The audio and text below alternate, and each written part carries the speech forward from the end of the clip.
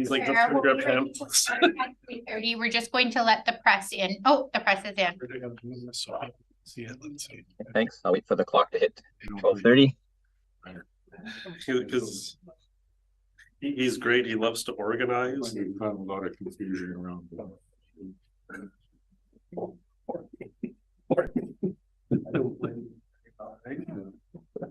It's amazing he's two, and I'll be out like working in the commercial kitchen. I feel like come up and like put the screws in the container with the other screws and then like hand them to me, and I'm like, oh, thanks, buddy. Yes. Put them all in together for you. They're all screws. I do like that. Just so funny, like hand screws like da, da, da, da. Yeah, we'll just take it down here. Sorry, Chair, we're ready to go now. Thank you. Okay, thank you, Corporate Officer. So welcome to the Finance Committee meeting, October 4th, 2023. I'll call this meeting to order and start with an acknowledgement that we are gathered today on the traditional, ancestral, and unceded territory of the Tla'amin Nation, as well as all Coast Salish First Nations on whose traditional territories we have the honor to live, including my home on Wai'ete, also known as Laskidi Island. First up is approval of the agenda. Does anyone have any other additions or changes, or would someone like to make a motion to approve the agenda? Director Gisborne moved. Seconded. Director Lennox second. Is there any discussion on this? Seeing none, I'll call the question. All those in favor? None opposed. Carried. Okay, adoption of the minutes from our Finance Committee meeting of October 4th, held on October 4th, 2023. Are there any changes or revisions someone would like to make? Seeing none, would someone like to move adoption of those minutes? Director Gisborne, Director Lennox, thank you. Any discussion? Seeing none, I'll call the question. All those in favor? None opposed. Carried. Okay, so we have 6 delegations, and I'm not sure how many are online or in person, but I'd like to encourage delegates to make your key points concisely to help the committee focus on what is important to you. You each have 10 minutes, followed by questions from committee members. And the timer on the screen will show the time left and will change from green to red as your time proceeds along. So our first delegate is Rebecca Burbank, Chief Librarian, Powell River Public Library, regarding the 2024 budget. Ms. Burbank.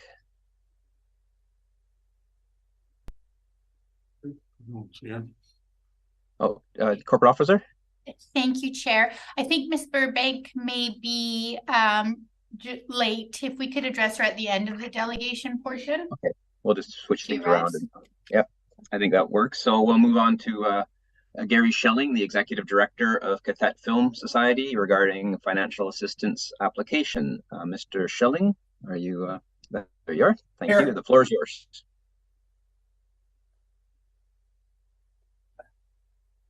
Good afternoon, everyone. I am Gary Shilling, Executive Director of the Qathet Film Society and a resident of Area A.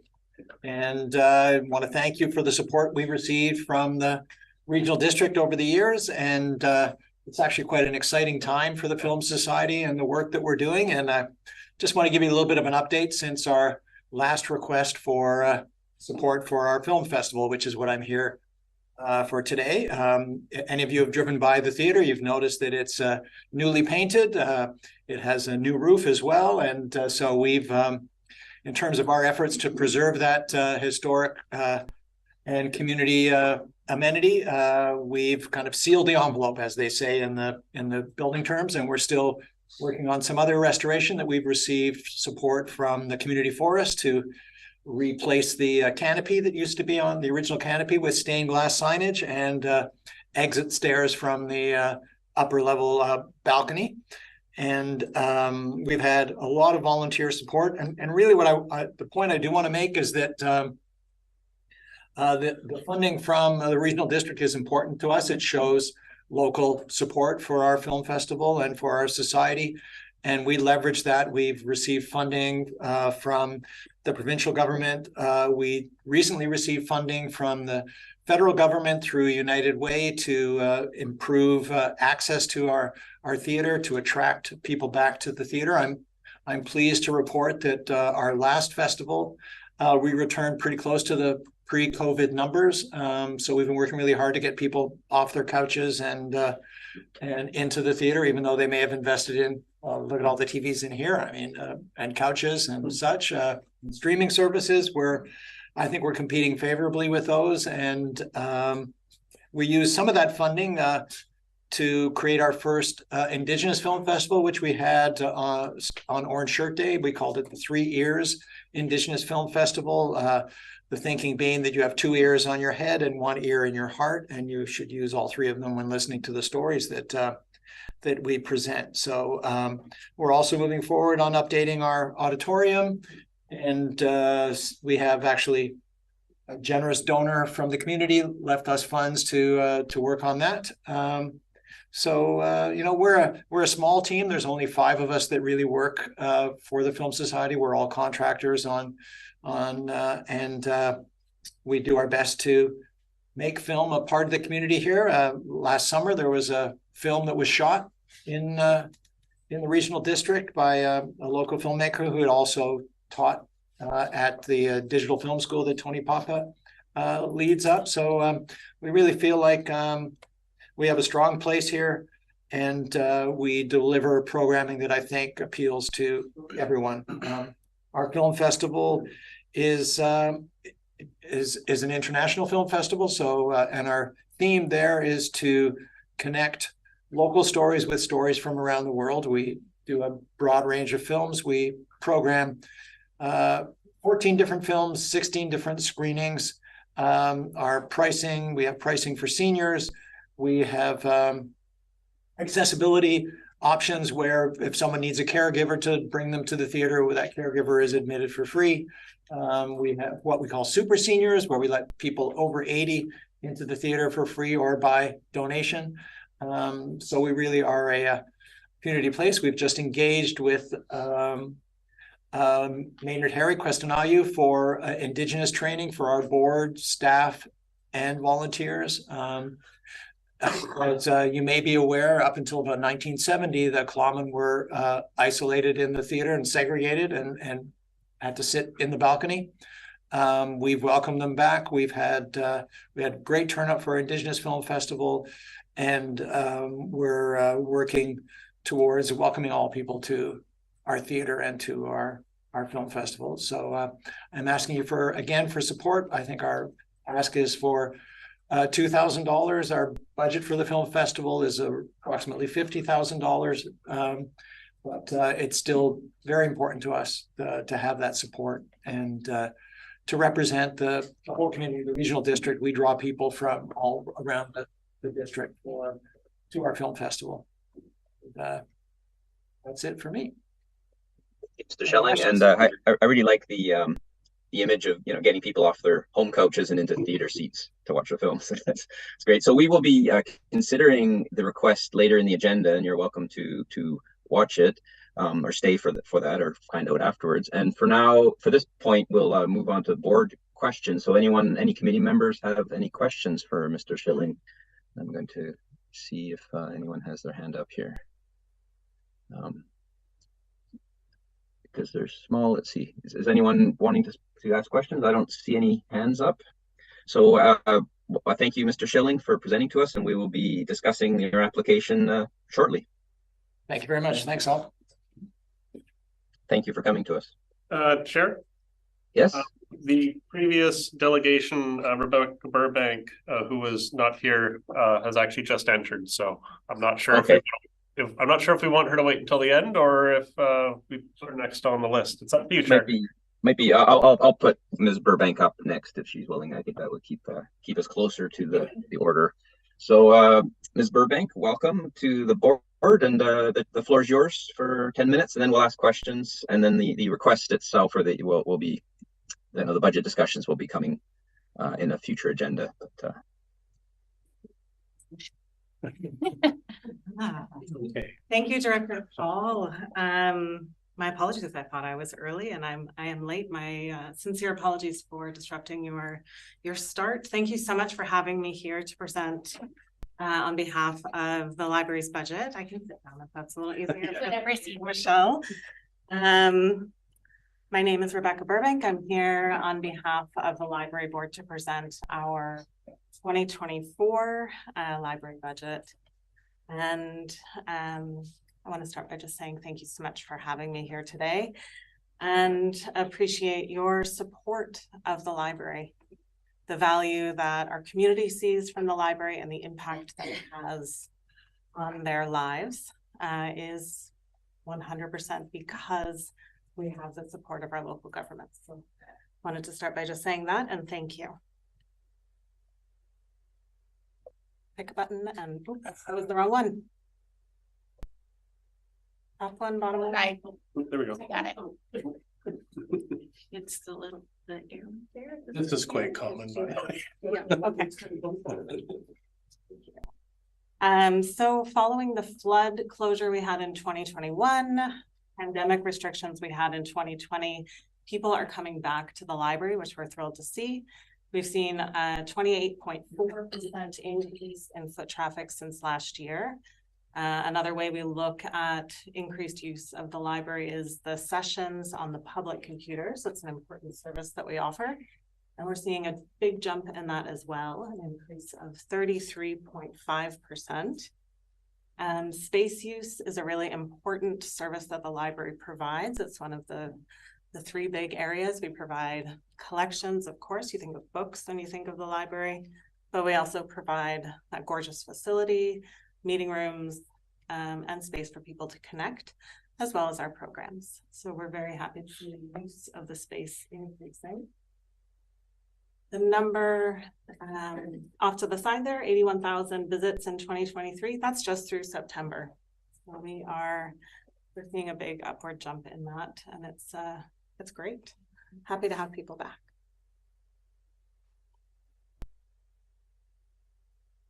The library helps to keep people connected.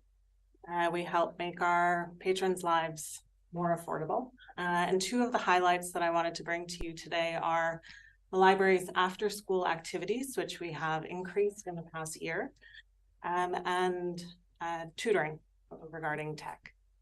So the after-school programs that we offer, we increased last year. We're jumping into our second season of 4 days a week of programming. This is regular, whenever school's in session, kids are able to come in after school and know that there will be something there for them to do. And typically September, we see a bit of a lull. This September, we did not have that. And so through the week, we see activities from our staff like Tinker Trunk, which is individually driven. So kids are able to choose the activity they'd like to do, largely tech focused. We also have a drawing group, a young writers group, and a fantasy adventure club, which just started, which is absolutely fantastic and storytelling based. We also provide services which support the ongoing and increased digital divide that we see in the community. One of the ways that we support people navigating this is one-on-one tech sessions. Not everyone in our community can access all of the things they need to do online easily, and so we provide staff and time to support people in learning the skills so that they can access all the important things online that are required these days.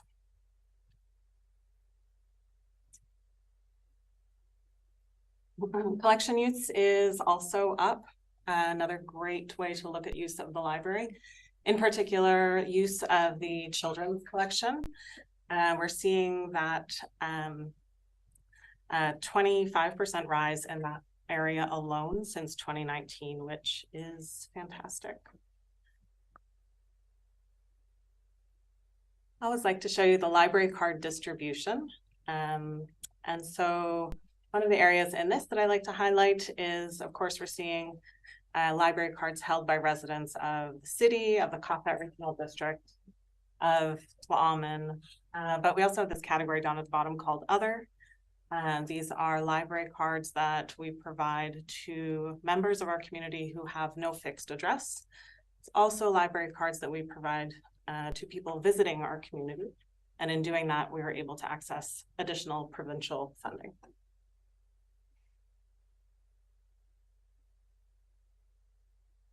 And this next slide that you have, I believe this went out in the package as well. Yes. is the proposed budget revenue, just making sure you have somewhere to see the small numbers. The library receives funding from a variety of areas, in addition to the local grants that we receive. The local grants are split proportionally based on populations, approximately 70% of that revenue from the city and 30% from the Qathet Regional District.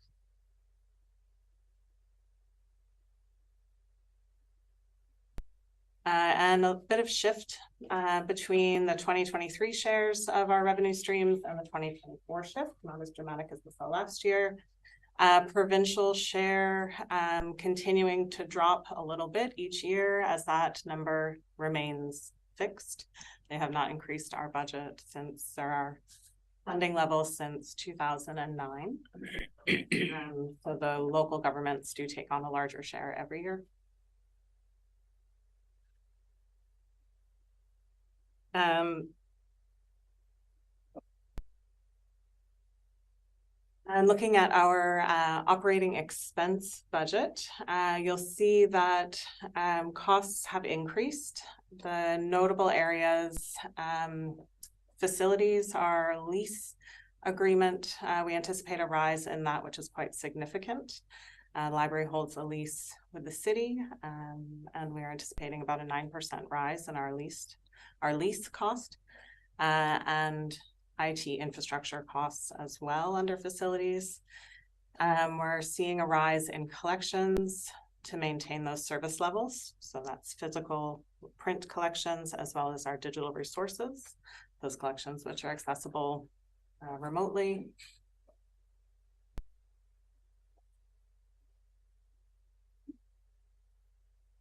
I highlighted the things I wanted to share with you today.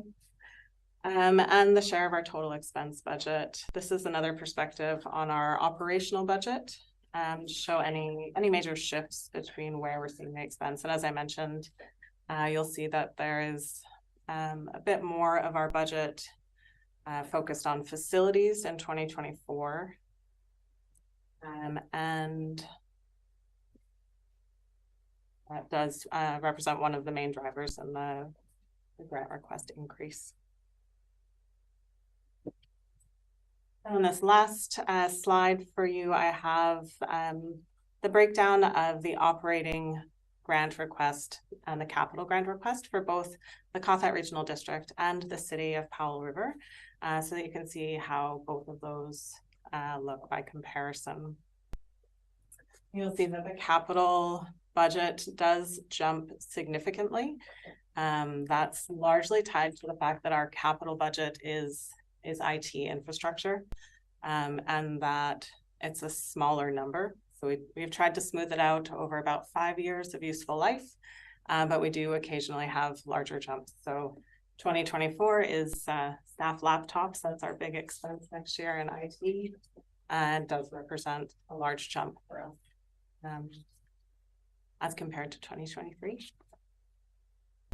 I would like to reiterate my thanks for the ongoing support from the Qathet Regional District, both the directors and staff in the past year. And I'm available for any questions through the chair.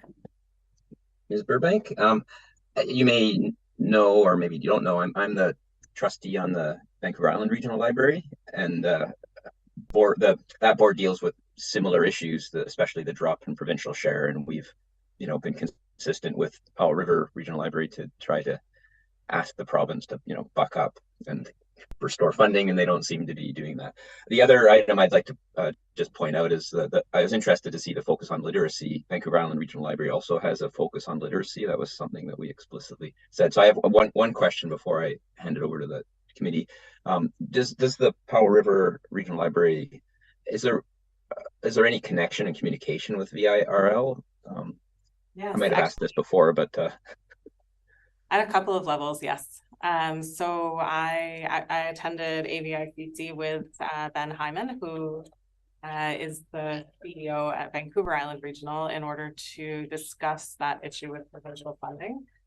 So that's a great connection. I've been happy to be able to connect with him about everything that's happening at rural and sort of provincial direction of, you know, where libraries are looking. We also we occasionally have staff connecting at an operational level.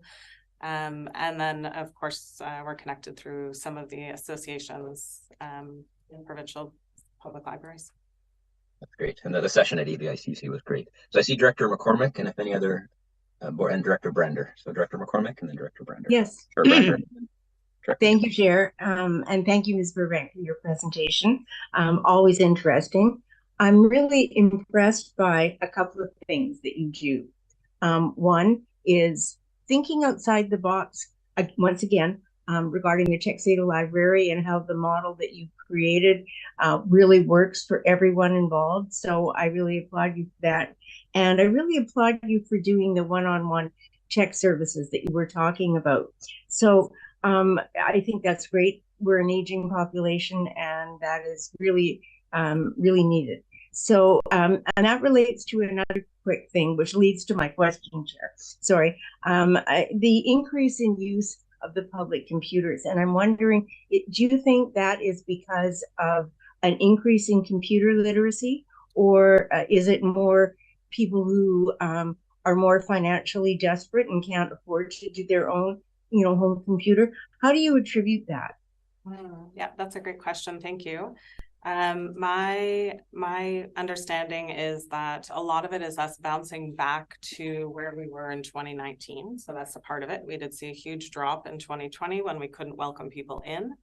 And we do see a lot of different types of users at the public computers. So we see a variety of people who need that extra tech support. So they're coming in to use our computers because we have a printer that they're able to print things off from, because they can also scan things and use Adobe if you have access to software that they haven't got at home. We also provide some support in using those resources. We do also see people who haven't got access to the internet at home. So maybe they've got devices, and this is speaking more to that one-on-one session, maybe away from the public computers, but people have the hardware, but not the connectivity at home, which is I think a growing issue. So we see people maybe who don't have the financial resources, some who don't have the skills, and then a significant number of kids after school as well. Thank you very much. Oh, sorry, Director McCormick. Director Brander. Hey, thanks, Chair. Thanks for coming today. Always like to hear about the library. I am the QRD representative on the trustees, and I'm privy to communications that happen between trustee members. And there was a quote in one here that I liked by R. David Lanks. It says, "Bad libraries build collections, good libraries build services, great libraries build communities." And I just want to say my experience on the Powell River Public Library board, I really do think we are building communities down there. I think they're doing a fantastic job with the limited resources they have. So I encourage everybody to get down there, and I encourage everybody to support the library. Thanks. Thank you. And Director Gisborne. Thank you. Thank you for coming today. I have a question. And maybe our CIO can help. My understanding of how the regional district funds the library is for primarily operations, because I remember years ago there was a referendum about getting the new library facility, and that was a municipal referendum. The electoral areas didn't participate, and as a result, the electoral areas, we pay 30% of the operating budget. So my question comes down to this lease with the city. From what your presentation is, it looks like the city is increasing the lease for the building that was, approved by referendum. So I'm wondering, how does that tie in with the cost sharing from the electoral areas? Because it seems like the electoral areas are paying more for a lease for a building that we didn't get to participate in the referendum. So I'm just wondering how that ties in. Currently, the library holds a lease with a building that's owned by the city. And the cost sharing agreement is between the city and the regional district. So the library isn't a part of the cost sharing agreement. The referendum funding, I don't have that information in front of me, how those percentages played out and what the regional district's contribution looked like. but currently the lease is a part of the operational budget. Okay. I see our manager of financial services turned on her camera. Ms. Greeny, did you have anything to add to that question? Thank you, Chair. No, I just wanted to be available in case there are questions that come to me. Thank you. Okay, thank you. So unless there's any other burning questions, we're already in the red on time for questions. So the board doesn't follow our time as well as you did. So thank you, Ms. Burbank. Thanks for the presentation, and we'll consider the request as part of our budget. Thank you. Thank you. Okay, so our next delegate is Leslie Emory, Interim Executive Director from Four Tides Hospice Society regarding financial assistance application. Ms. Emory, the floor is yours for 10 minutes and then we'll have some questions, perhaps. Thank you very much. I admit I didn't understand the formality of this process. I hope I can represent well and answer any questions that you have. I am Leslie Emory, Interim Executive Director at Four Tides Hospice. Hospice has been in our community since 2014. We've been delivering services to the community in two main formats. One of them is our one-on-one volunteer visitor program, where volunteers are trained and deployed into community to support clients who are nearing end of life, clients who are the caregivers of those palliative individuals, and people who are bereaved. We also offer group services in community, and that aspect of our work has sort of increased dramatically in the last couple of years. The need has increased, and that's the piece that I had submitted a request for funding to you in regard to. That piece is grief groups that we deliver, a grief walking group that goes on year-round, a full-on caregiver support group that happens bi-weekly over the course of the year, and a series of advanced care planning workshops that support people to explore and develop and document their care plans moving forward. At the hospice, well, first of all, I'd like to say we're the only ones doing what we do at the moment. There's lots of interesting things happening around the development of an actual hospice in this community, for which there is a great need. But right now we're it, and we're working with people where they are in community, in their homes, in hospitals, in long-term care facilities, to provide the palliative supports that we can. In terms of this ask, we're currently funded to deliver this service through the New Horizons Seniors Program. The only challenge being that New Horizons pays minimally for salaries. So they support us to get a venue, they support us to purchase refreshments and to market our project, but they don't actually support us to staff the project. They do a little bit, but only about, I think, about a third of what we require to staff the project. So that's what we're here to ask you for today, is the support to staff the position for the group services that we're delivering in the community. In a nutshell, I'd be really happy to answer any questions you may have. Thank you very much. I will turn it over to the committee. So I see Director Lennox has a question. Yeah, thank you, Chair, and thank you for your presentation. Most of my questions I had, although I know the work that you do, are fully answered in your application. And I think you just answered the only thing I'm wondering. You've got wages coordinator, and wages coordinator. So it looks like it's the third coordinator that this would fund. Is that grief position? Is that what you're aiming at? There's only one coordinator. Okay. And the current funding covers about a third of her salary. Okay. So what you're probably seeing there is three different pockets that are used, yeah. The balance being our own donations to try to fund that one position. Yeah. So Okay. she's a 14-hour a week individual. Thanks for your work you're doing. Thank That's you. all I have. Okay, thank you. Is there any other? I have Director McCormick, and then I have a question. Thank you, Chair. I guess, first of all, what you're doing is really valuable to the community. So I really appreciate the effort that you go through to do what you do. I guess my question is about the long-term goal of having a facility, and if that's something that you're continuing to work on, and just if there's been any progress. That's my question. Thank you. Great. Yeah, and great question and very timely. We had undertaken in previous years a significant fundraising around building of Hospice House. And then that entire project kind of went to sleep a little bit during COVID. It has just been picked up again, thanks to many community members who have supported that work. We met actually yesterday with Vancouver Coastal Health, and it looks like we'll be moving forward in a much more concrete way, and you'll hear more about that in the weeks ahead. So it's the need continues, the will to do it is there, and we almost have our marching orders, almost. Okay, thank you. Good luck with that. Thank you so much.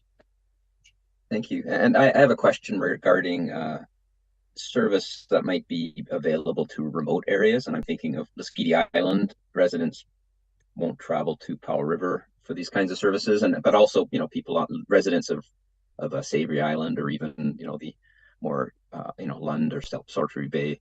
So I guess the question is, are any of the services, the grief groups and so on, are they available online or remotely? Because I'm certain that Liskedi residents would benefit from that if there are any available, now or in the future.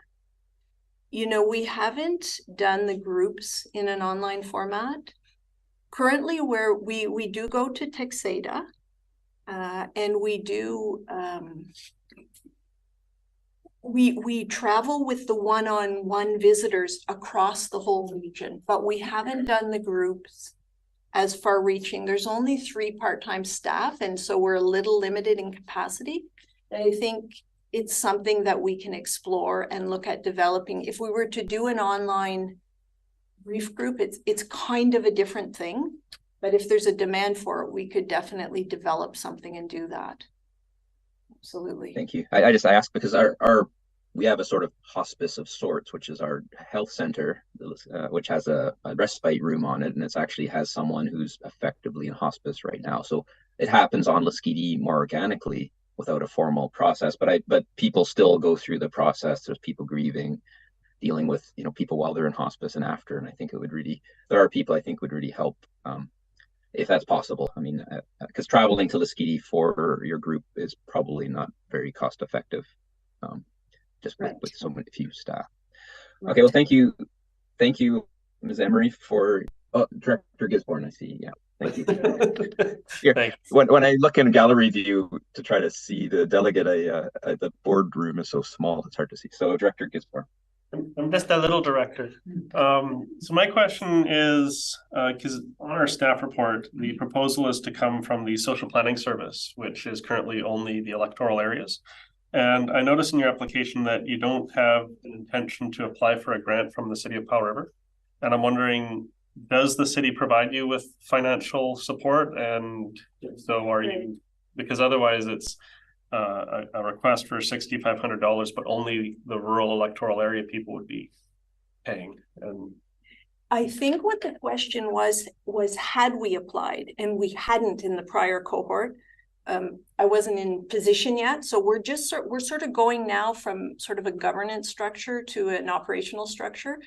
So we will be, but we didn't hit it in the last cohort. Oh, okay. So that's the answer to that question. Oh, okay. And the society has historically applied to the city. I think the last time unsuccessfully, unfortunately. So no, we don't currently receive any funds from the city of Powell River. Okay, that's my question, Chair. Okay, thank you, Director Gisborne. And I don't see any other hands, so thank you, Ms. Emory, for coming to us and presenting. That was very helpful for us. Thank you all very much. Okay, so our next delegation is Rachel LeBlanc, Family Programs Director. Stellith Harper, Early Years and Orca Bus Facilitator, and Alice Ward Cameron, Social Media and Orca Bus Coordinator, Powell River Child, Youth and Family Services Society, regarding financial assistance application. Thank you. Hopefully you can all sit at the table if there's enough other chairs. Yes, okay, you can stay standing, and so if you prefer, and you have 10 minutes, and then we'll proceed with questions. So thank you. Thanks. We're here from Youth and Family, and we're going to talk about the Orca Bus today. We've got a short, about 3-minute video at the end, so please stay tuned. Youth and Family, if you don't know, is a local nonprofit. We're CARF accredited. We've been in operation since 1993. We provide a diverse array of groups, programs, parenting support, youth support, and the Orca Bus, which is a big part of our early years program. So my name is Rachel. I'm the Family Programs Director, and I'm here with 2 of our very dear team members. We've got Alice Ward Cameron. She runs our parenting library. She's also the Orca Bus Coordinator, the volunteer collector. We're always looking for more. She's often the first voice that you reach when you call in looking for services and supports. Then we've got Delith Harper. Delith is a mom of 4, and she's also a full-time family enhancement counselor. She's recently taken on our early years program. She also does foster parent recruitment and retention and support. And Delith's here to talk to you about the impacts that the bus has had on the community thus far. And Alice will give you a bit of an overview of the operations. And I just want to say from the bottom of our hearts, thanks for having us here. In short, your funds provide fuel to our bus and to our hearts, and your support keeps us driving and the community thriving. I like puns. Very literal.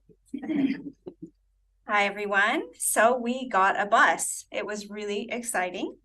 The Orca Bus is a beloved institution. It was actually created in 2004. Orca stands for On the Road with Children's Activities. The bus that we have was transferred to Youth and Family in 2021. So what's on the bus? It is a 2019 32-foot Bluebird. It's only able to carry the driver plus 2 passengers because it holds a whole lot of fun. The interior has been completely renovated and customized into a play space that's welcoming for families with soft benches and so forth. Many, many toys and resources, which we set up both inside and outside of the bus for families to enjoy. What we've done so far, well, our journey is just beginning. We've recruited 5 volunteer drivers, and we have been offering programming since the fall of 2022. In the last 6 months alone, we made 52 stops, and we connected with over 700 caregivers and children on board. Location-wise, getting outside of your municipality is a priority. Reaching underserved communities is a priority. We want to reach families from one end of Highway 101 to the other, Sultry Bay, Texada, Clahaman, Lund, as well as around town. Our stops have included various preschools and parks, community centers, locations like Lang Bay, Kelly Creek, Glacier Street, Westview, Cranberry, Clahaman. We've done some great events at the Fall Fair, as well as Willingdon. We do have Lund coming up in November, which we're very pleased about. You can see our schedules on our website. We have some great connections in the community that we've made so far with various service providers, groups, and organizations. They've reached out to us, we've reached out to them. Some join us on board, some invite us to their locations or their events, including Vancouver Coastal Health, the RCMP, Fire Rescue, and Inclusion. We advertise a lot. You've probably seen it, I hope. I'm doing my job right. Thousands of people view our social media, and our email list continues to grow. So please let me know if you'd like to be on it. I want to talk about the volunteer element because it's really important. We have 5 amazing drivers who are crucial to the program. They are generous, community-minded individuals, largely retired or semi-retired, including a school bus driver and an RCMP officer. They've gone through thorough screening process and orientation to work with the Orca bus, and we thank them every chance we can get. This has been one of the joys of the Orca bus. It's also been one of the challenges, you know, having a reliable schedule when everyone's busy. If you know of anyone who would be a great fit for this fun volunteer position, please send them my way. Our future plans include providing consistent service all over qathet, particularly to communities that could use some connection. We will continue to explore where the needs are while trying not to overlap too much with what other people are doing. We plan to attend larger community events such as the Santa Parade soon, and also while visiting quieter corners at other times. We are open to invites and sponsorships.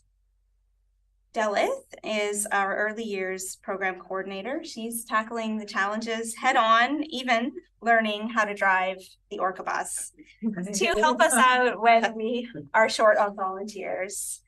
Over to you, Delith. So my name's Delith, and I'm going to talk about the role of a family enhancement counselor on board the Orca bus. So the Orca bus and the positive impact we have on the community, So the Orca bus is a safe, confidential, non-judgmental space for children and their parents and caregivers to connect on board with a family enhancement counselor from Youth and Family Services. So as a family enhancement counselor, we are trained in a number of areas, including but not limited to providing trauma-informed support, counseling, crisis intervention, resource linking to potential support networks within the community, and positive discipline methods and tools. On board, we have a variety of resources for families to look through and information on how to access and refer to a multitude of services and programs within our community. Our aim is to promote parental competency and strengthen family life for those on board. The Orca bus has a really positive impact and improves the quality of life for families within the Qathet Regional District. So the Orca bus aims to reduce barriers so families can easily access early years programming all over our community. We have the unique ability to travel, so we can bring early years programming to more rural and marginalized communities within the district. We aim to provide fun, creative, social, emotional learning through play to the children and families all over our wonderful community. The Orca bus also provides parents and caregivers with a really safe, welcoming space to connect with other families within their immediate neighborhood.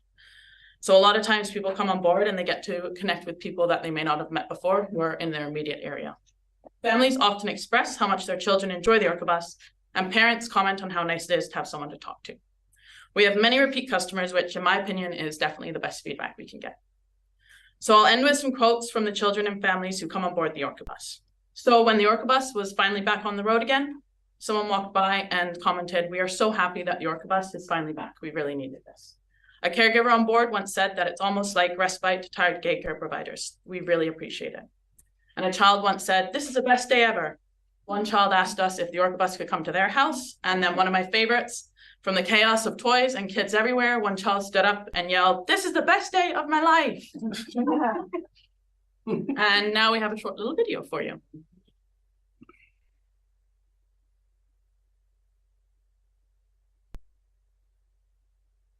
We timed it. It worked when we timed it, but maybe that.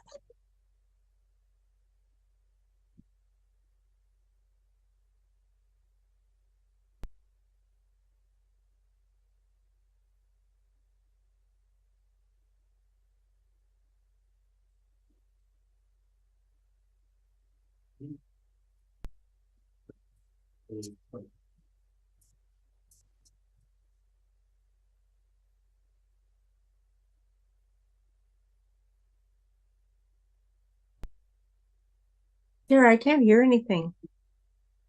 Yeah, I can't hear anything either.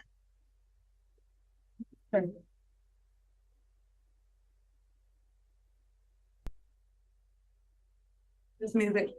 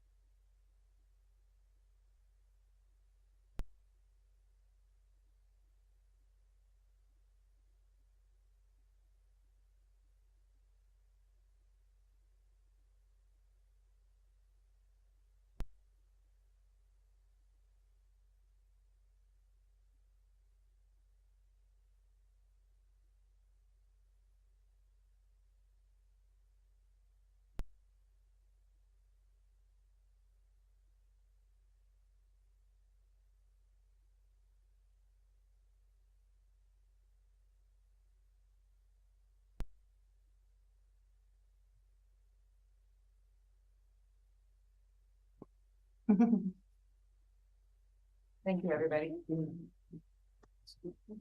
Thank you for the nice video. And now we can hand it over for some questions. So Director Lennox.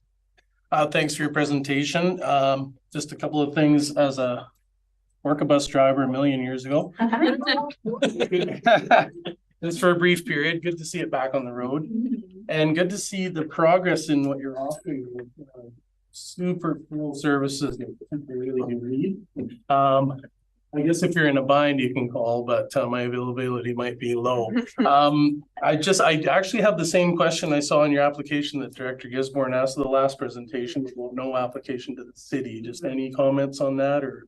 It's a good question to bring forward to our executive director. I know that the funding we have from a variety of different pots, including a bit from United Way. We've got our in-kind funds and whatever's on the list, but no, we haven't not actually talked to the city. The city, we have an agreement for the storage of the bus at their yard, so that's partnership that's happened. Well done, thank you. Thank you. Is there Director Gisborne? I have a bit of a different question. So I see the Orca bus as a very broad service, but I guess my question is, because I am involved with the fall fair, would this grant request have any impact on what goes on with the fall fair and the Orca bus? Because if it does, then I got to step up. But my understanding when I first read it is it's kind of more of a broad thing. Yeah. Yes. Okay, so it doesn't have it's not like there's going to be something. Okay. I just wanted to make sure I wasn't staying for something I shouldn't stay. We just like it to make appearances at community events as well. We're happy if we get an invite. And our big focus is on providing services to places that may not be able to access services, like come into town and go to the library. There's transportations often, and so if we bring the services out there, so it's still general. Okay. Director Brander and then Director McCormick. Yeah, thanks for coming. Quick question. From what you said, I understand there is no regular schedule right now because of a lack of volunteers, or is there a minimal regular schedule? Or we go out 3 times a week. So we go Monday, Tuesday, Wednesday, or we try to. However, if there is no volunteer, then maybe we do have to drop one of those days. Okay. But within our earlier schedule, we try to have the Orca bus on the road Monday, Tuesday, Wednesday. So what is the best place for somebody to find out where and when it's going to be? Is it the Facebook page or? The website or the Facebook, yes. And the Orca bus does have its own social media accounts. I do share those onto Youth and Family. Thank you so much for including us in your newsletter. Sure. The last one I missed because we didn't have a driver for the Kelly Creek run.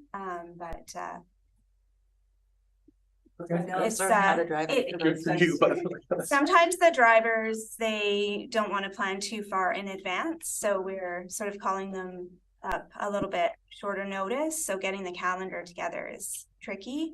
Right. So those runs may still be happening, but the advertising's going out a little bit shorter notice. Okay, thanks.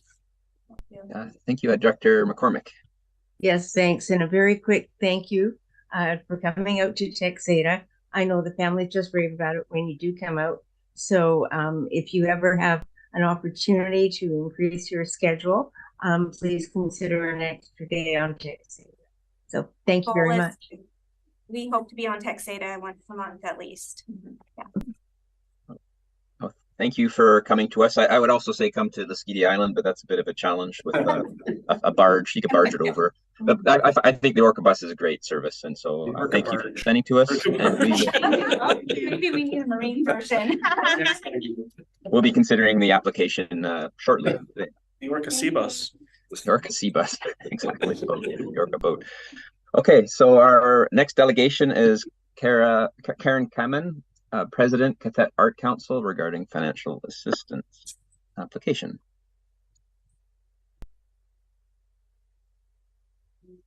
I have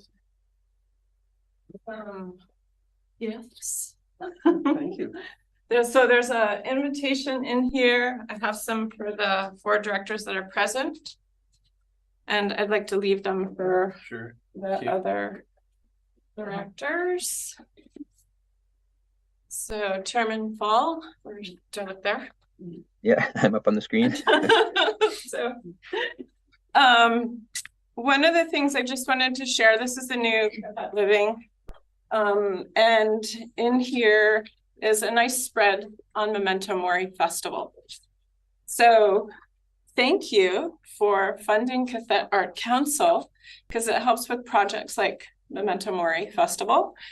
And one of the events in Memento Mori Festival on November 7th, there's an advanced care planning workshop. So Director Fall, we have the technology to do a Zoom link for the regional district to attend this advanced care planning meeting. I just approved this with Leslie in the gallery today. So we'll just try and help get the word out. So if people from Lasqueti or Savory or Texada or any of the regional district residents want to attend by Zoom, we'll start to set that link up. There's that. And then I also wanted to share with you the qathet Studio Tour. This event has already passed, but this is one of the really big projects that the arts and culture community, the visual artists invite people into their homes to see their studios. So there's one site in particular in Cranberry where there were 8 artists this year, and some of them are from the regional district, but they can't invite people into their homes. So they set up in a group site at Cranberry Senior Center, so it's easily accessible to all. So again, thank you for your funding to help us run projects like this that promote all the artists in the regional district. And if the directors can please extend an invitation personally to the artists that they know in their region. Tomorrow is the last day that we'll be receiving artwork for the annual qathet resident artists exhibition at qathet Arts Center. The show is going to be called Present. It'll be an opportunity for visual artists, well, all artists. We have some CDs, we have some books for sale already that have arrived. So if people want to drop those by tomorrow between 12 and 6, it'd be great to have them. If we need to work with ferry schedules, we're happy to open some other opportunities. So again, the show is Present. It opens November 17th. We'll send you an invite to that one later. So that's another opportunity. Today, I'll be presenting about fiberspace. So this is one of the projects of fiberspace. This is a current slow stitch challenge. Thanks, Karen. Did that show up? There's about 35 squares present on this one. And this was a recent, about the 35 people that are attending that wanted to make a slow stitch challenge. So there's a lot of other fiber artists that do other things. Fiberspace started in 2015. So it started at VIU with Wendy Drummond and Greg Cran helped make a space for it at VIU, Vancouver Island University. As it built up speed, it started to expand and it became a project that was also supported at Ocean View with the school district. And so from that beginning in fiberspace, it turned into, you may remember the eCouture fashion show. So the eCouture fashion show happened for about 5-6 years. Every event was sold out. There were 100-mile clothing challenges, 100-kilometer clothing challenges. There was recycled clothing or upcycled clothing, as well as wearable art. So this event just really, it was amazing to witness it rally the community together. So a sold out event had over 400 people to it. It had over 50 different artists showing multiple pieces of clothing, as well as all of the people that they brought in to wear the art. So it made quite an impact in the community. And during lockdown, Fiberspace lost its home at Ocean View.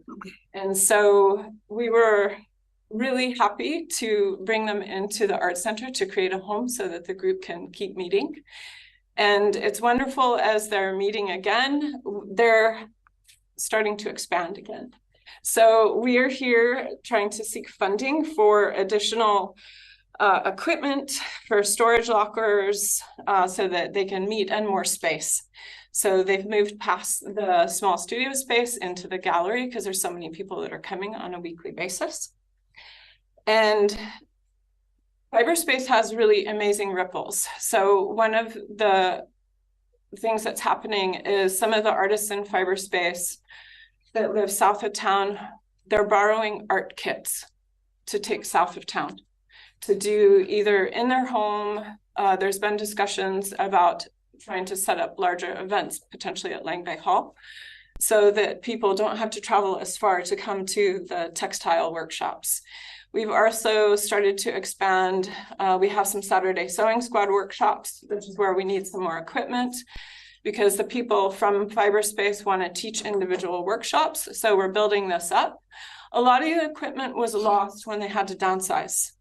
So there was no longer a place to store. So pallets of supplies were given away, which is lucky for the people who received all of the fabric and things that were in those bins. And so as those supplies are starting to accumulate, we're now able, we just need to rebuild some more so that these kits can go out and support moving satellite opportunities for people to create and work together. The community building's really outstanding, and the skill sharing. So a lot of people want to learn how to upcycle, how to repair, but they don't want to invest in the tools. Sergers are incredibly expensive. Those are available to use. And there's there's so many tools and so many different fiber arts that it gives people a chance to explore before they're making additional investments. Currently, one of the youth, this is a postgraduate youth, he was able to come and take some of the free materials, borrow some of the supplies, and the piece he built is showing in the Bill Reid Gallery in Vancouver until January. So there's a quilt that this is one of the other amazing ripple events that's happening from this. So we really appreciate your support. This is a very specific program, which is why we're asking for it specifically, because it's mostly designed for seniors. But through that, the seniors are supporting intergenerational, so that they're mentoring youth as they come in. I've watched people learn how to embroider, like little like doilies, like I can't do it. So it's to see these skills being passed on, it's just such a privilege to witness. One of the members tomorrow, I believe, is getting Canadian citizenship, so they'll be late. So it's a beautiful place where so many handful of immigrants that are welcomed into the community through cyberspace. So there's just so many outstanding opportunities that I see through these gatherings on a weekly basis. Please feel free to stop by. It's tomorrow from 10 to 2, and you can learn some new skills and just meet some of the people that help champion this project. There's a lot of volunteers that support its existence.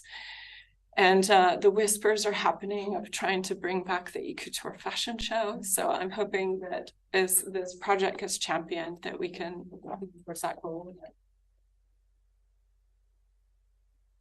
Great. Thank you very much. We've had at our Arts Fest sometimes shows and competitions to build fashion out of garbage, out of waste, and it's been very fun to watch, and people do some unbelievable things that are, you know, beautiful. Thank you very much, and thank you for offering to send out a link. I will, you know, make sure our artists, about a quarter of Lasqueti residents are artists, and we have our Lasqueti Island Art Council here, so it'd be really nice if there were better connections of art from Lasqueti getting involved with qathet art and vice versa. I'll pass that on now over to the committee for any questions. Let's see if Director Lennox. Good to see you, I know, and Director McCormick too. Thanks for your presentation. And it's funny, you know, some of us don't put these links together, but I can attest. My daughter is a fashion designer. taught by her senior grandmother. So these things actually, both art and fashion and how, you know, these things go generational. So I just wanted to, you know, the other shoe drops for me sometimes, and what you're doing is very interesting. Thank you. And Director McCormick. Yeah, thank you. A quick comment. First of all, I love the intergenerational work that you're doing. I think that's incredibly important. Teaching little kids how to crochet, how to embroider, how to knit is amazing. It seems to have skipped a generation. So thank you for doing that. The other thing I really like is the upcycling nature of your textile program. But my question has to do with the more of the organizational side of things. And you mentioned at the beginning of your presentation that you are affiliated with a number of different artists around the region. And so my question is, what is your relationship with the Texada Arts, Culture and Tourism Society? And do you have a relationship with them? And what is that all about? Thanks. Director McCormick, we've tried to reach out through Facebook, especially before the studio tour, to make sure that there was an invitation to build a page specific for Texada if they weren't able to run the Texada Island studio tour. So the timelines were pretty tricky. So we're going to reach out again before we go into the next studio tour planning, because we have also reached out to Savory, because there's these opportunities in the studio tour because of the design on the pamphlet where we can dedicate to specific regions. So creating opportunities where if Lang Bay Hall has an event, we can start to program these in as the calendar is coming out further. So I just trying to keep reaching out to Texada. Each time we're running a project. I think the present exhibition went out on the message board. So sometimes I find that the personal invitation is best. So we'll just keep trying.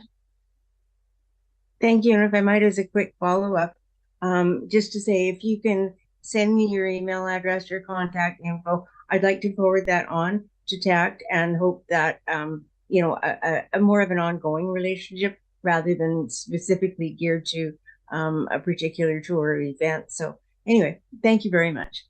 Thank you. Okay, thank you. Are there any other questions from the committee? Seeing none, I will thank you, Ms. Kamen, for coming to us, and we'll shortly be considering the application. And our final delegation for today is Karen O'Keefe, President, and Larry Gemmell, Powell River Community First Aid Team, regarding a financial assistance application. Hey, somebody's going to get hit.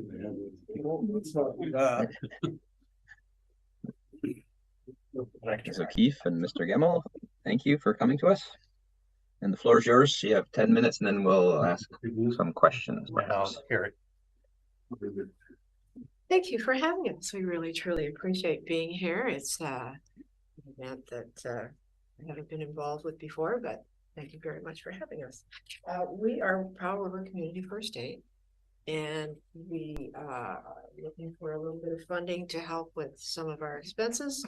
And Larry Gemmell, my name is Karen O'Keefe. Larry Gemmell will be presenting the majority of the statistics and data for you. Okay, if I sit down? We're the successor for the St. John ambulance when they left town. We provide the initial first aid coverage for community first aid community events. Prior to COVID, we did 22 event days. When COVID hit, we were reduced to 13 that year. Of course, for the next couple of years, we were non-operational along with everyone else. This year, yesterday was the end of our fiscal year. We completed 30 event days this year. So we've come back quite well. We treated 62 patients. Most events people behave themselves, nobody gets hurt. But our most entertaining day, the best way to put it, was the track and field event. We had 14 that particular day. We've treated, as I say, 62 patients this year total, with 497 and a half hours of volunteer hours. We've just acquired the original St. John ambulance that was turned over to the city when St. John ambulance left.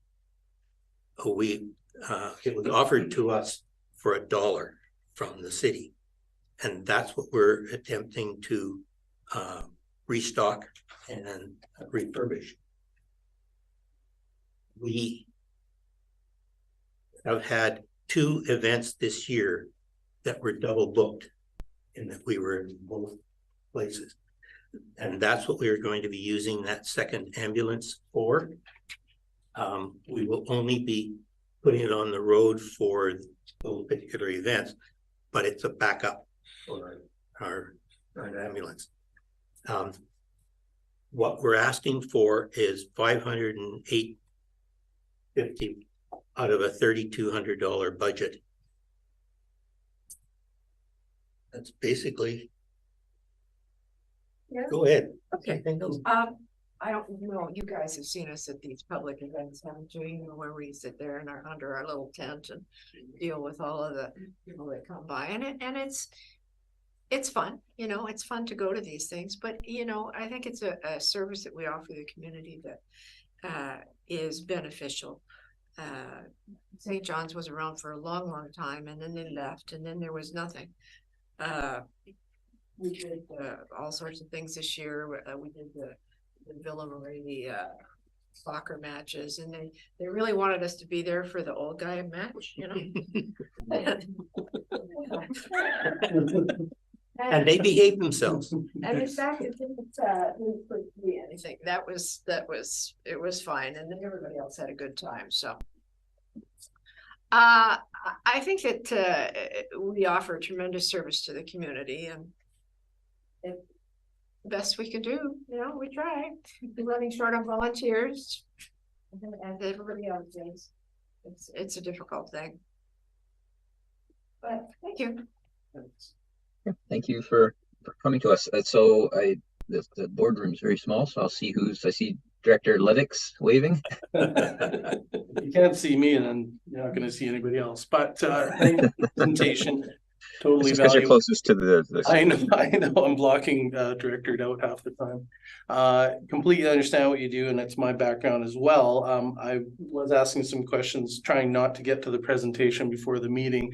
You mentioned the volunteers. It is hard to retain volunteers, but you have a decent complement now that's providing the service, and you want to increase by having another ambulance available for these double bookings, I think. That's correct. It was a real challenge to try and manage 2 events at the same time. And it's a pretty specific amount, $508.50. Is that just specifically for AED supply, the automatic external defibrillators? We have, our current AED is the LifePak ER Plus.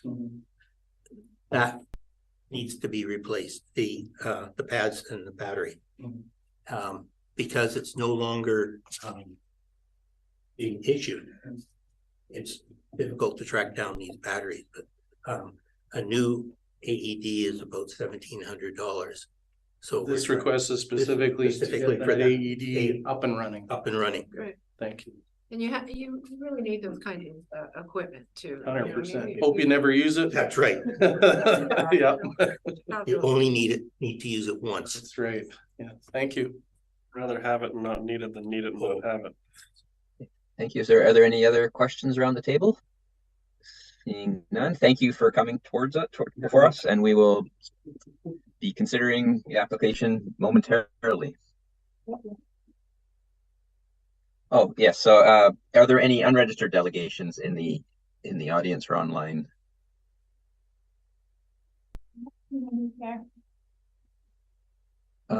Corporate Officer, is there anyone there that would like to delegate?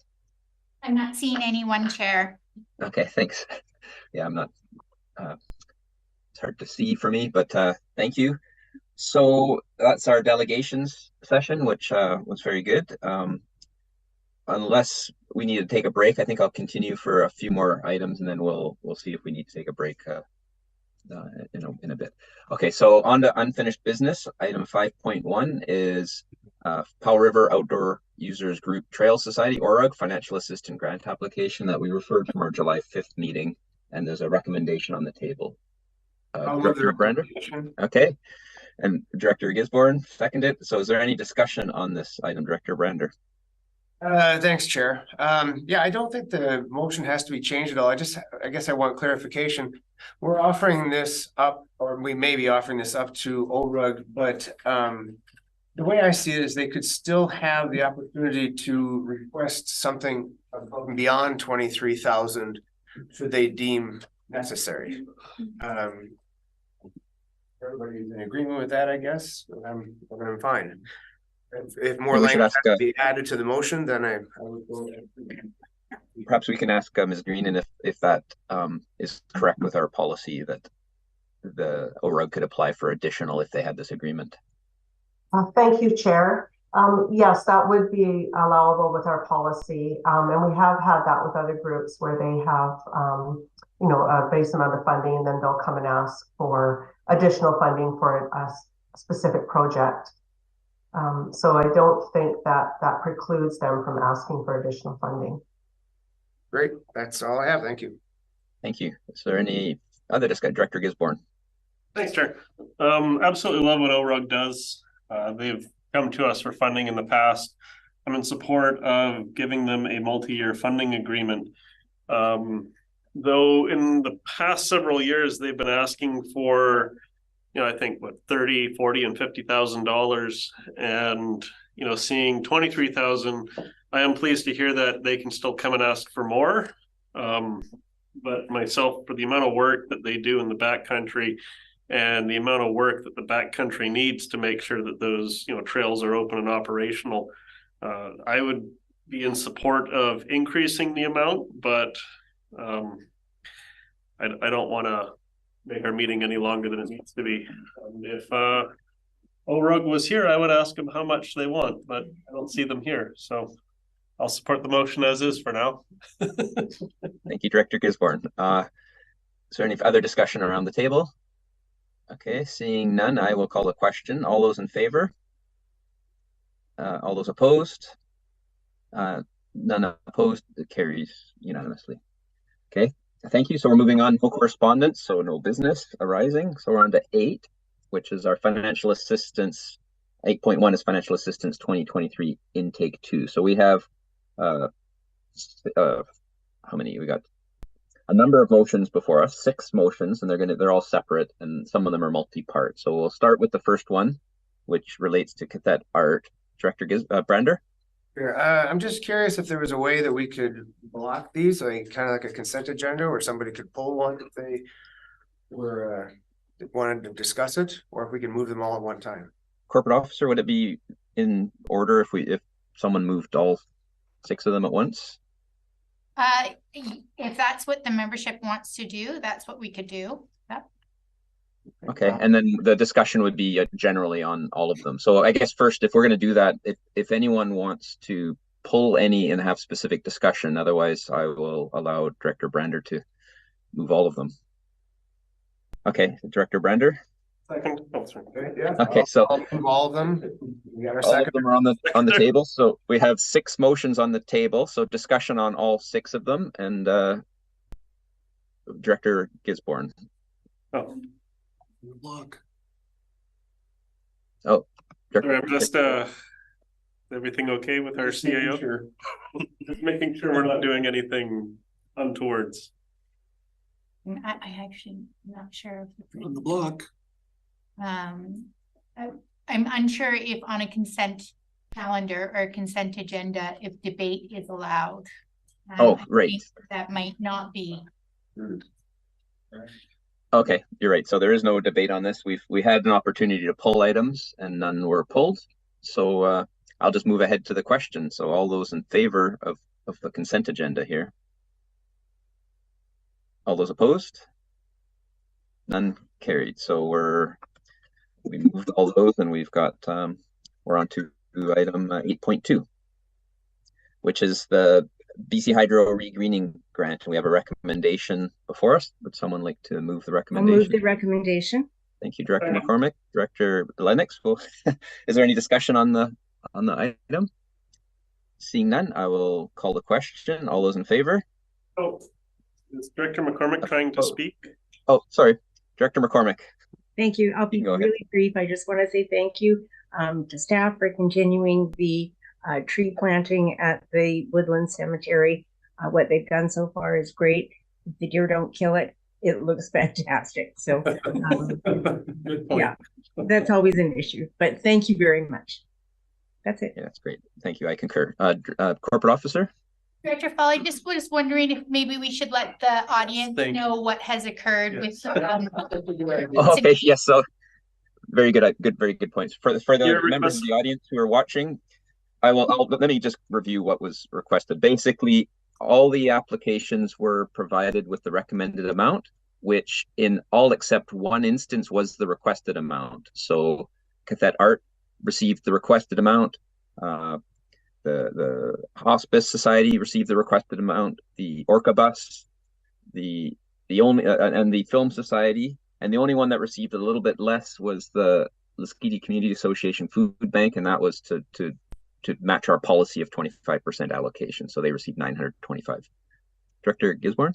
Yeah, I'd just like to clarify that this is a committee, so no one has received anything. At the board is where we ultimately decide who receives what. So it is just a clarification. Correct. The motion is to recommend to the board. So well, in fact, no one receives anything. And expect a check. That's right. So the process will be, this will go to the board meeting in a couple weeks and 3 weeks, and then that will give direction to staff, and then a check will be cut because the board doesn't actually write the check. So yes, that's where we're at. Thank you, Corporate Officer, for helping. If it passes at the board, yes. Doesn't always happen. Doesn't always happen. It doesn't always happen. So there may be another opportunity for discussion there. So that is our current status on the grant and aid requests. And we've just passed 8.2. I believe I called a question on that. Oh, no, not yet. Got interrupted. I got interrupted. Did I call the question on 8.2, Corporate Officer? Because Let's have a mover in a second. Oh, sorry, I have a check mark, but yes. So please call the question. Okay, I'll call the question. All those in favor of 8.2 recommendation, opposed, none carried. Okay, well, we kind of had a little sidestep to 8.1. Okay, thank you for that. That was good. So 8.3, our 2023 Regional District Audit Service Plan. We have a recommendation on the. Okay, Director Lennox, is there a seconder? Seconded by Director Gisborne. Is there any comments or discussion?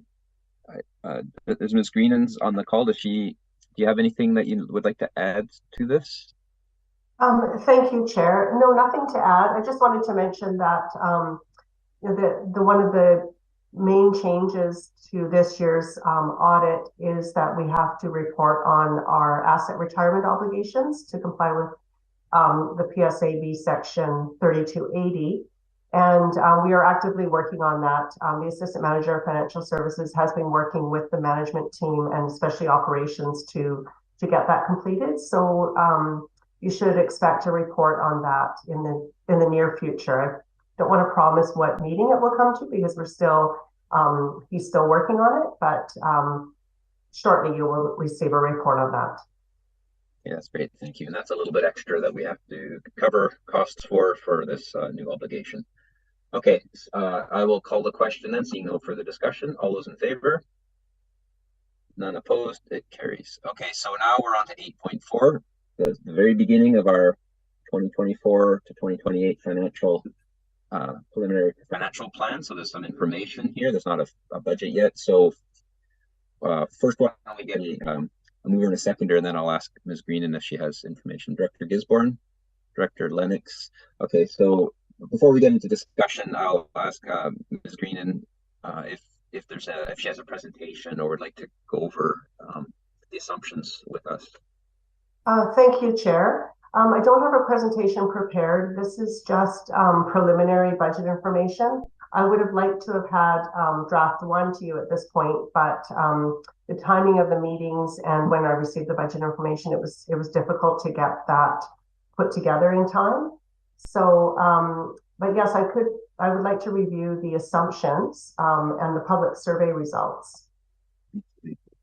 So the public survey, what we did was we looked at what other regional districts were doing, because it's difficult to, ask questions in a regional district setting. And so what we did was we just thought we would ask the residents what, if they were able to find our financial information, if they knew where to look, just to kind of get them looking at our website. And we did start this year, we did start a dedicated budget page. So there is, so we're trying to improve our communications that way. And then what we'll do is I'll work with our communications advisor to look at the survey results and see how we can improve our communications around the financial plan using the input that we've received. As far as the financial planning strategy for 2024 to 2028, again, we're trying to always reduce the reliance on prior year surplus, so that we can, really get an idea of what it costs to operate each of our services and on a year-to-year basis. And we're continuing to maintain separate operating and capital budgets. We find that easier to just more transparent, because then when people are looking at our budgets, they can see that we are using reserves or borrowing to fund capital, whereas all of the operational budgets are funded through taxation, current revenues, current fees and charges, grants, etc. And our ongoing goal, of course, is to determine the appropriate level of reserve funding. And the best way to do that is to develop asset management plans and long-term financial plans. So that is something that we're still working on with the asset management department. And, we'll be incrementally getting those into place. And then we'll have better numbers for our reserves. With the financial plan development, we're looking at an approximate 5% inflation factor. Just looking at what our inflation has been to date, to September 30th, it was 5%. So we're not sure where it's going to land at the end of December, but we think that that's probably that's a good indication of where it will be at the end of December. It might be a little bit lower, but that's the assumption that we're using for our first draft. And then an interest rate projected as a return on reserves, we're using 4%. We are currently earning a bit more than that, but as the year goes on, we don't know exactly what we'll receive. And we always try to put our investments in safe, secure investments. The only one that isn't like a guaranteed investment is the bond fund with the Municipal Finance Authority.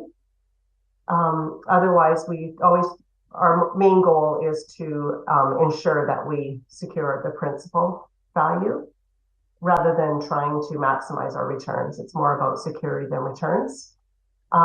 Equipment financing, we're projecting a 6% financing rate from the Municipal Finance Authority. And we're also projecting 6% on planned or potential future borrowing. We did just receive 5.79% on the 5.5 million that we secured, that our long-term loan for the, so that's about half of the funding for the Resource Recovery Center and Waste Transfer Station. So any future borrowing, we're projecting 6%. And we're also looking at a 10 to 15% increase on insurance premiums. We'll know closer to the final budget draft if we can reduce that projection. The other thing with insurance premiums is we're not always just looking at the increase in the rates, but we also have to look at any additions that we do. So anytime we add assets, that will also increase our premiums. So we think that 10 to 15% is probably a good place to start for our preliminary budgets. And as I said, about 5% CPI and most other increases is what we're projecting. And the initial budget that you see will be based on the 2022 time and motion studies. And that's basically how we allocate our salaries, our shared salaries. The managers look at where they're actually spending their time, and then we review that and then adjust our budgets based on where their time is being spent, and then budget their salaries for the future year based on that. So the budget is a work in progress, and I expect to have the first draft to you for the December 6th Finance Committee. And I'm here if you have any questions. Thank you very much. And I'll open it up to the floor. Does anyone have any questions? Director Gisborne? Oh, thank you, Chair.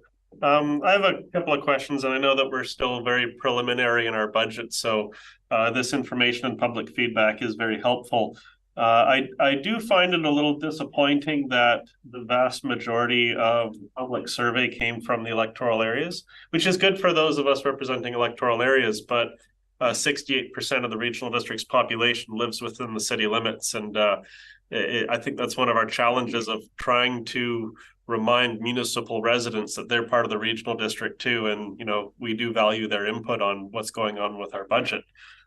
One of the kind of questions or feedback that I have is speaking with our planning department recently, Area B's OCP is not on the schedule or radar for 2024, but I do believe it is next in line after Savory Island. And it has come to my attention that the city of Powell River is planning to update their OCP starting next year. And I'm wondering if maybe we should have a little budget amendment in the planning service so that, Area B can have not a full start on the OCP for Area B, but maybe like a soft start so that we can, have those conversations with the city of Powell River around their development of their OCP. And that's something I think would be important as part of the planning service in that budget. But I think that would probably require a motion from either the finance committee or the planning committee to kind of direct that budget change. And I had another question, and I got distracted by OCP, so now I've forgotten it. So it'll probably come back. Thank you, Director Gisborne. And I don't know if Ms. Greenan has comments on your other point, but I agree. I think if a motion to advance that idea would be best done through either finance committee or planning. Ms. Greenan, was there anything to add to the question about OCP, looking ahead for OCP budgets, I guess? Thank you, Chair. I would actually like to direct that question to the Manager of Planning Services.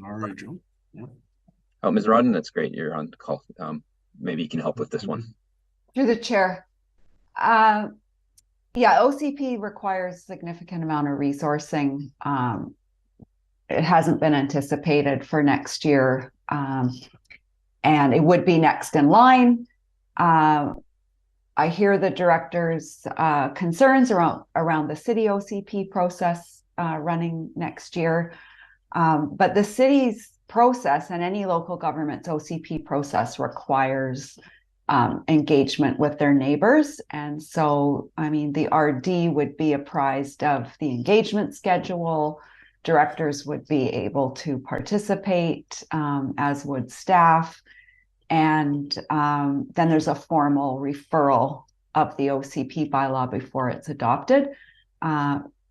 So I think that the process as it currently is laid out provides opportunity for the regional district and Area B to have input.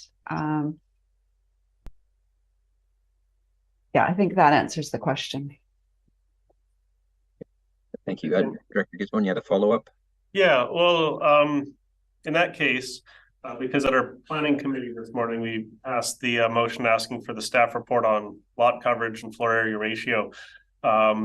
Next year, you know, when we get the staff report back, planning committee may want to do public engagement to update OCP housing policies. And I'm wondering if that would require increased resources in the budget for the planning department as well, if the planning committee wanted to move forward based on the staff report. So I just want to make sure that we have sufficient resources in the budget so that our planning committee doesn't, you know, come around in April or May and, okay, we like what we see in the staff report, but we would have to, you know, potentially wait another year to do the public engagement on the potential OCP updates. So I'm just wondering if we do need to increase the planning department's budget in order to do that kind of public engagement. So just trying to make sure we have our options, our doors open and our options available. Yeah, makes sense. Ms. Runn, I don't know if there's something to add to that to clarify. The motion passed this morning, through the chair. The motion passed this morning at planning committee. Will go to the board at the end of this month, and if the board endorses that resolution, then staff would add that delegated work to our work plan for 2024 and budget accordingly. So, I mean, the budget will be evolving over the next few months until its final adoption in 2024.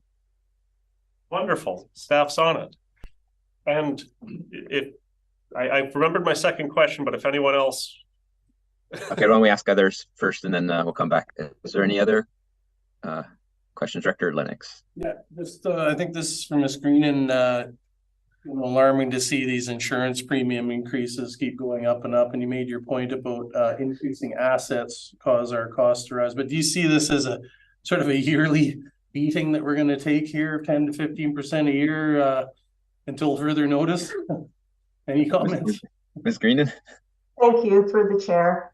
Well, the insurance market, you know, it has softened a bit. So I don't, like I say, I'd have to wait to talk to our insurers to find out if they're going to continue to increase. I'm trying to remember. I think we ended up with if I recall right, we ended up with a 6% increase last year, but we had increased our assets, so we ended up with a higher increase than that overall. But so we might be able to change those assumptions depending on discussions with our insurance providers as the budget drafts progress.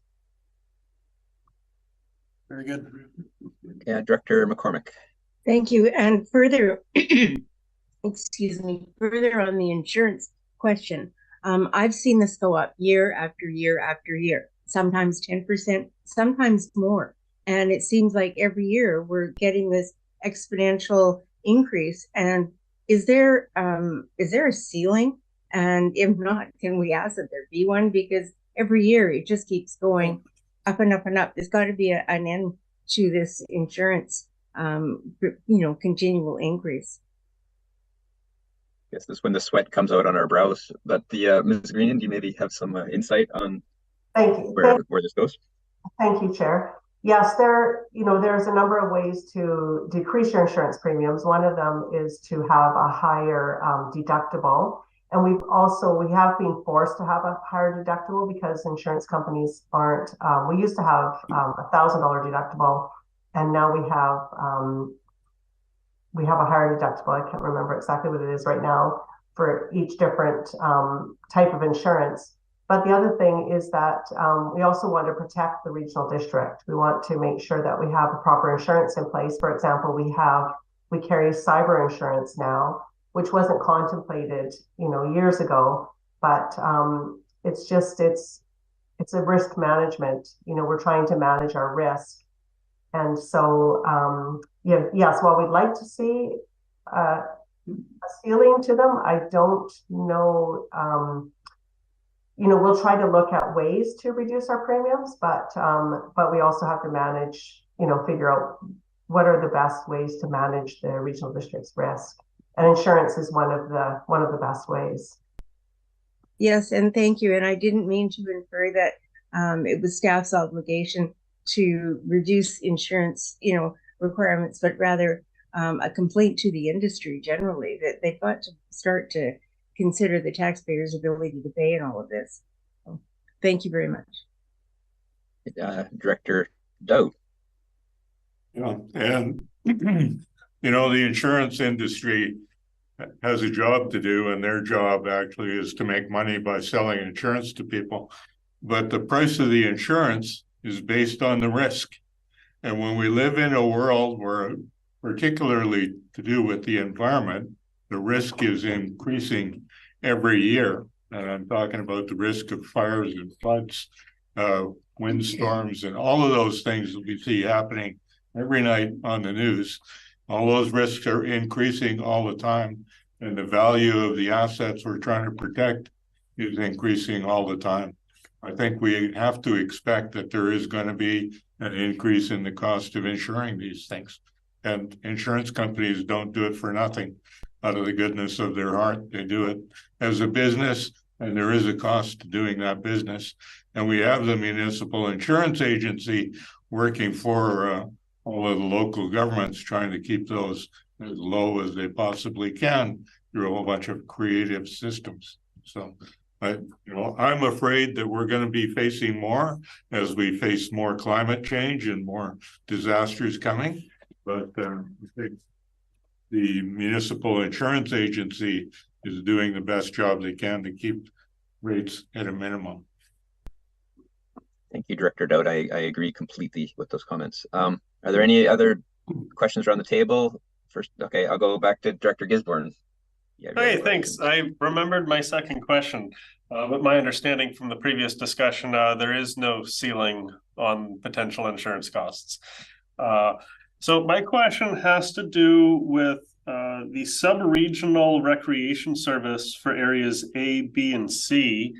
And this is something I recall being brought up several months ago in just, I think, off-the-cuff discussion at UBCM.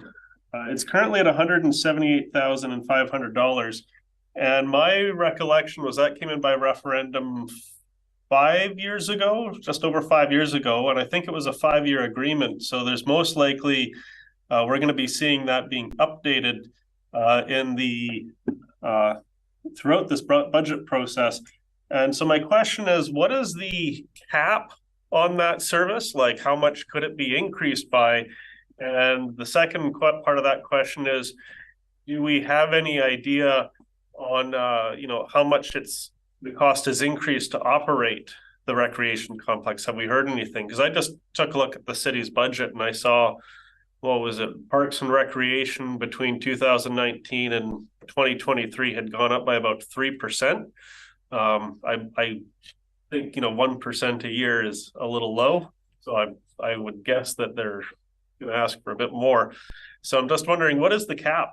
Is it 200,000 or is 178 the cap? So I'm just curious about that. Ms. Greenan, can you help us with the rec service? Thank you, Chair. So the cap on that service, there is a trying to find it. Here it is. The cap on that service right now is $2.1 million based on the rate per 100,000. Or sorry, not 2.1. Sorry. 2.1 million? Oh, sorry, that's the lot. Yeah, that's the assessment base. Sorry. The cap on that based on the 2023 revised requisition limit is, or revised requisition, or revised assessment base is $322,000. Okay, so I think that will mean that we as well, I guess more so areas A, B, and C will be starting to think about and discuss a number between 178,000 and 322, I guess. Otherwise, if we go any higher, we'll have to ask the inspector of municipalities or something if we want to go more. But then, of course, we also got to it's easy if it's a year to year thing where it's like, okay, 5% 1 year or BCSPI, but this is a 5-year agreement. So we can kind of figure out what's happened over the last 5 years, but then we got to kind of come up with a number of what inflation will be over the next 5 years. And also figure out what is it costing to run it, because my understanding is we figured out the price based on a study of the shared space at the complex and then determined it based on population of 30%, and that's where that came from. And I apologize if I've missed anything or overlooked anything.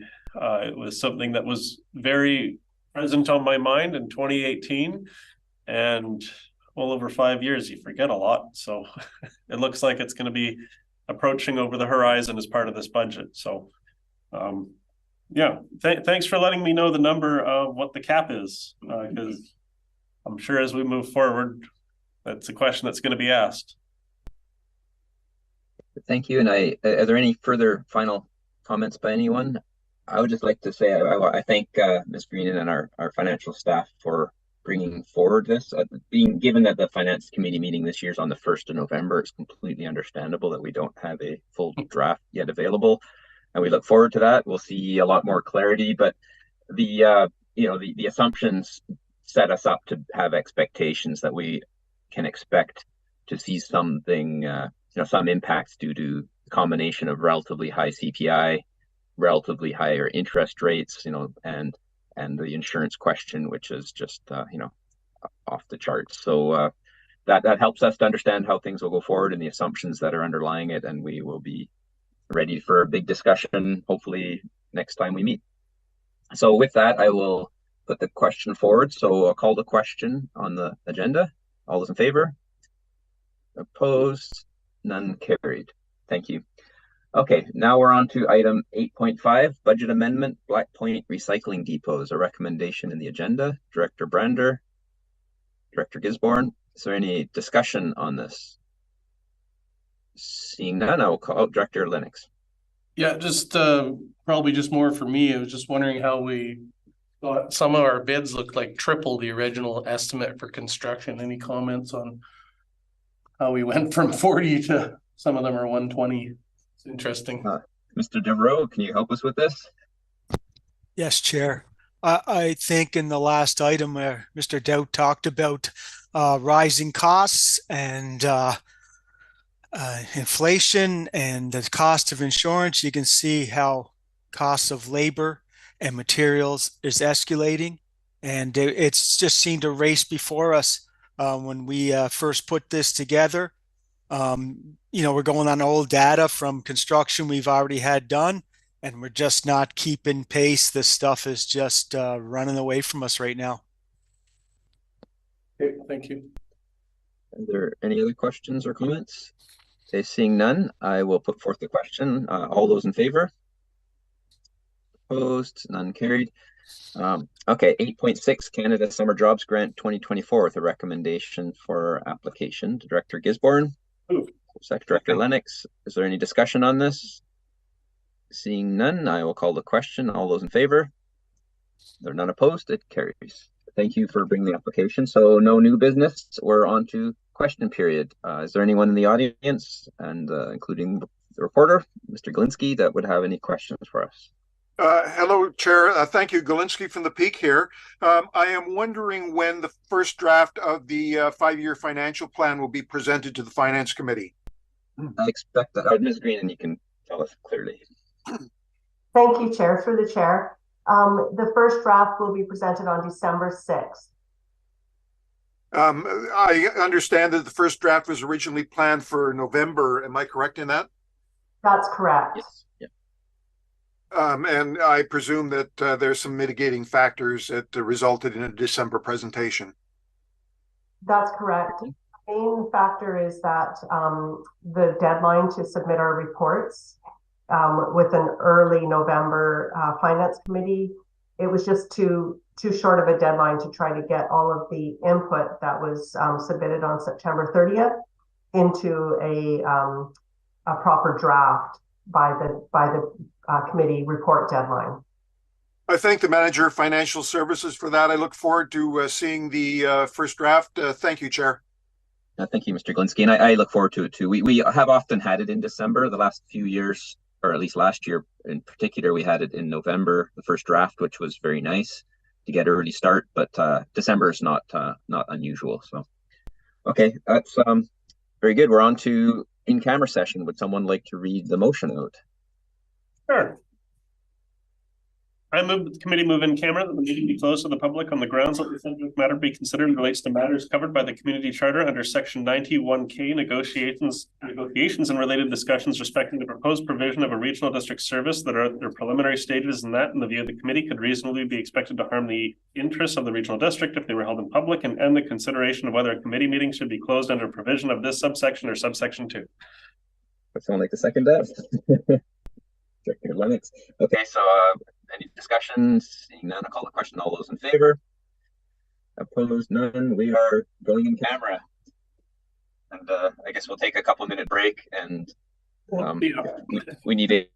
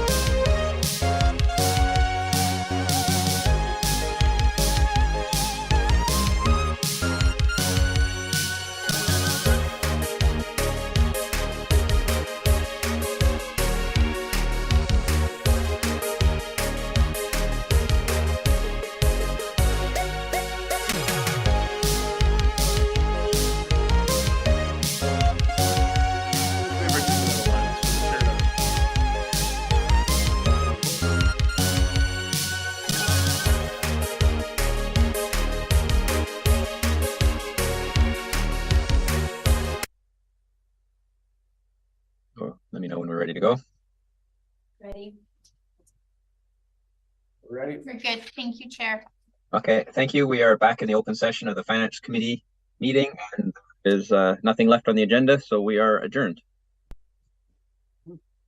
Yeah, another great meeting. Woo-hoo.